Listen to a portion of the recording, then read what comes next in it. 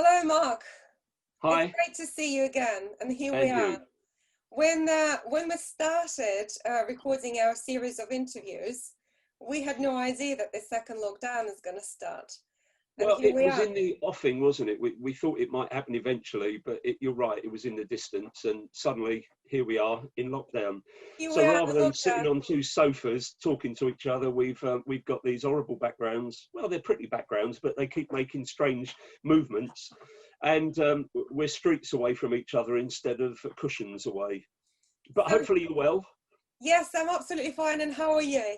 I've been really ill, but I'm fine now, thank you. And it wasn't COVID, but I'm getting over it. The cold sore's gone, so I'm allowing you to use the video. So I'm fine, thank you. Well, thank you, Mark, and thank you very much for finding the time for this series of interviews. You're As you welcome. know, the whole world of interpreting and translation is watching what's happening in the police in the UK, and I'm sure the interest not just within the UK but also in Europe and other countries around the world who are watching what's going on in the UK. But thank you again for coming and continuing this series of interviews. We already covered a few very important points. We would like to continue. And today we would like to talk about things like vetting, code of conduct, continuous professional development, and more. Yep.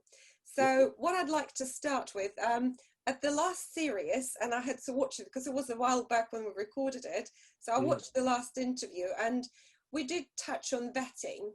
So I'd like to come back to this and probably look into it a little bit more in details if you allow me. So my first question to you would be, what level of vetting are you actually expecting of interpreters who would be providing their services for the police? Okay, so it's NPPV3, non-police personnel vetting level 3. That's the standard that we expect. I'll go on to how you get that, but I just want to add something else for those of you out there that have got NPPV2. That was allowed in many forces around the country. And what we're saying is you keep that and you're still allowed to do police work with MPPV2 if you already have it. And once that runs out, when that expires, you then need to get MPPV3. So it's grandparents' rights. That's the phrase that we use for it. How do you get that? Well, individuals cannot get their own vetting. You can only get it through an agency. So you need to be registered with an agency. You pay the fee, which at the moment is £178. And then the agency take all the documentation from you, they check it all, and they forward it to Warwickshire Police. I've spoken in the past that Leicestershire Police are the national lead for police interpreting. Warwickshire has the national lead for vetting, all different kinds of vetting. So it's Warwickshire Police Vetting Unit that will actually do the vetting for you. And you can fail this. And I've spoken with the head of the vetting unit on many occasions. The main reason people fail is because they don't tell the truth or they leave little bits out. So when you do this vetting, it's really important that you tell the truth. If you have a conviction as a juvenile, as a youngster for shoplifting or something like that, you need to tell. That doesn't mean that you won't be allowed to do police work. But if you don't tell, and say, for example, a real example, a Hungarian interpreter, the police in Warwickshire went to Hungarian police for an interpreter to do their vetting, found that they had a conviction that interpreter hadn't told us about. So the vetting unit went back to the interpreter and said, have you told us everything? The interpreter says yes. Not true. They fail their vetting. And once you fail the vetting, that's the end of it. You proved that you don't have integrity. So it's not something for people to worry about. You might be married to or living with someone who has a conviction. That doesn't mean you can't do your work. There are police officers out there who have family members that may have been in prison, etc. It doesn't mean that tarnishes your reputation. So that MPPV3 vetting is quite detailed, but it's not something to worry about as long as you tell the absolute truth. So you'll get that vetting confirmed, and it's taken about 6 weeks at the moment. It used to be a lot longer, but Warwickshire have done a fantastic job of increasing the amount of staff they have to do that work. And because you pay a fee, they can upskill their staff as quickly as they need to. So if we suddenly get, as a result of these videos, another 2,000 interpreters that get their DPSI or DPI and suddenly come and want to do police work, we get 2,000 new inquiries for MPPV3, then Warwickshire will cope with that. So it's really important that you get that vetting sorted as soon as possible. Can I please deal with another issue that I keep hearing about, particularly in the past, that you get your vetting with one agency and then you move to another agency, either instead of the first, or, and I can see you smiling because you know where I'm going with this, Because or you decide... it was one of my questions. You're already answering all my questions before I even put them Sorry. to you. Well, Brilliant. let's keep it going. So you're with a big word and you decide to move to Capita, and in the past you've had to get the vetting again and pay for it again. That's not the case. I've worked with all of the agencies so that they will all share that MPPV3 information. You'll only have to pay for it once, and it lasts as long as Warwickshire allow it to last, and then you pay for it once it's expired. So you only get it once. I was talking with Mike Orlov last week and he was telling me stories of people paying 4 times. That's not right. You only have one driving license. You should only ever have one vetting. You shouldn't have to pay for it more than once. So I probably scrubbed off quite a few of your questions in the future, but I thought I'll deal with it at this point. So that for me is everything I can think of at the moment about vetting. You have, but I just want to recap just to make it a little bit more, put the stress on this. So the fee is £178, that's what you said, and it will be paid by interpreters. So each individual will pay for that. So it's going to come out of interpreter's pocket. Let me come back on that. There's rare languages where interpreters won't make a living out of police work. Not only rare, they're scarce. You've heard me talking on so many presentations about French, Spanish, German. Interpreters won't make a living out of police work because most people who come into contact in this country with the police who speak French, German, Spanish can usually speak English, unless they're the detainees, and then they need to have representation in their own language. So there may be occasions where the agency may step up and pay.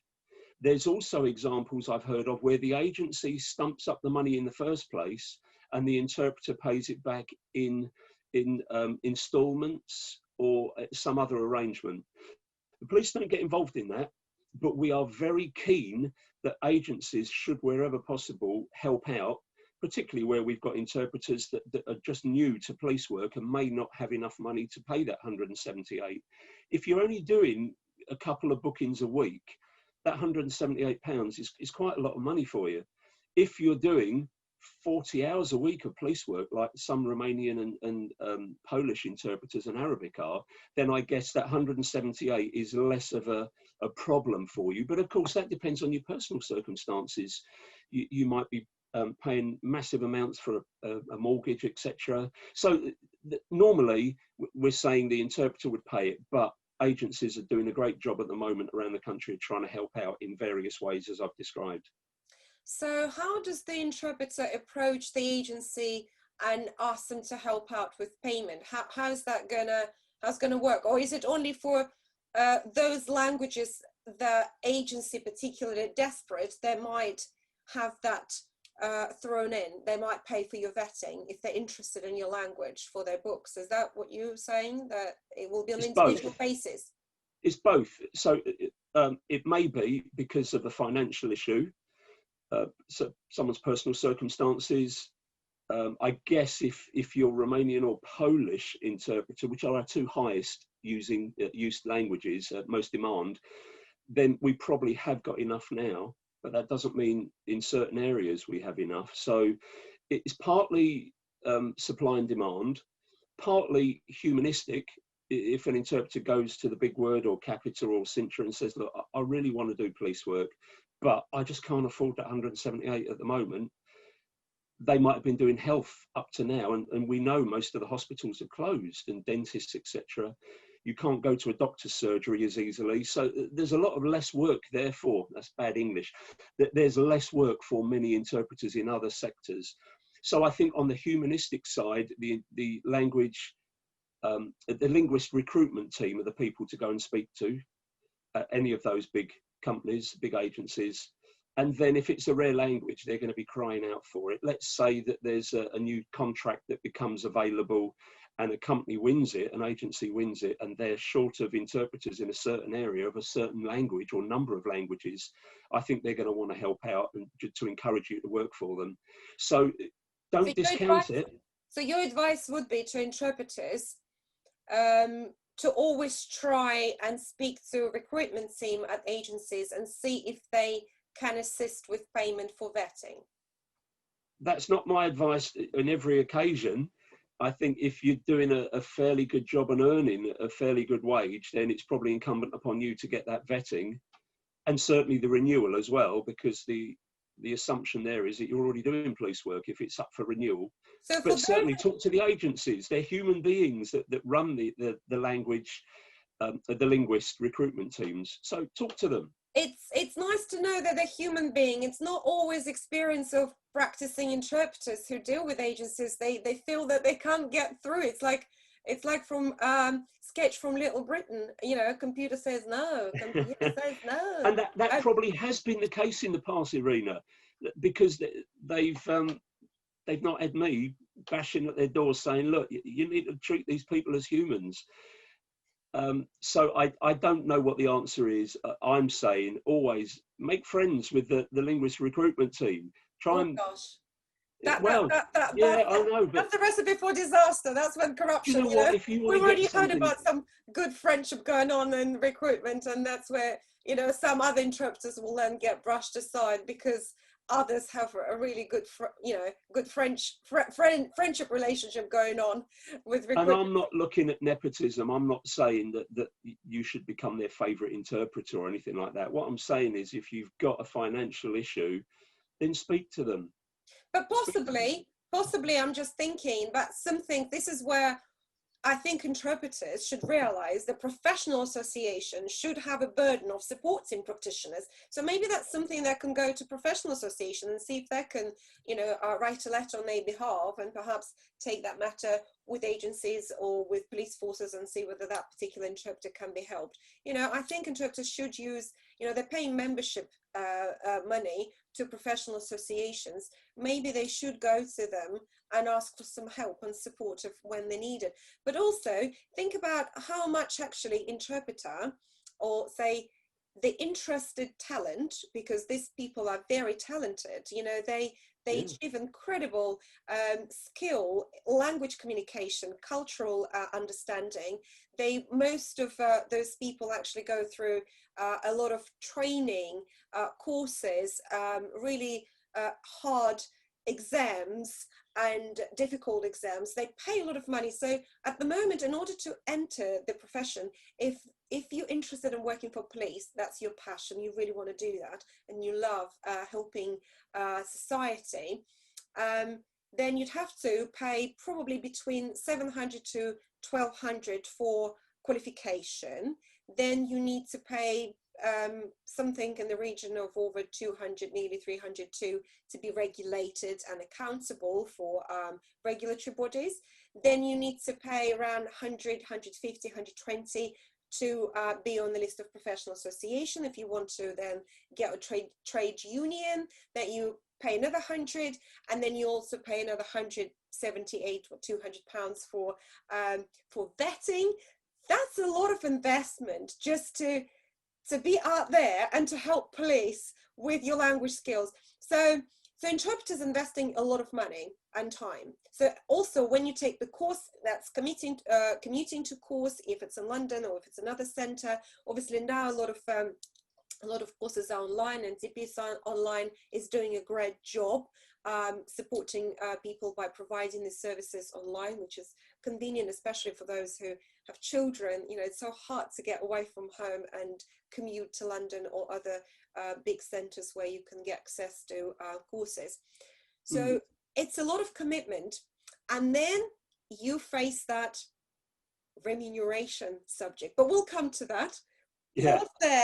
We'll come to it, and I think we're going to come back next week with another subject, another question. So Mark, thank you for your answers. Unless you want to add a little bit, but not too much, on what we've discussed on vetting. Let me add one more to give a teaser. You're quite right with everything you said about the amount of money that you have to pay to get anywhere near interpreting. And that's true of other professions as well. If you want to be a driving instructor, it costs you a heck of a lot of money for £22 an hour.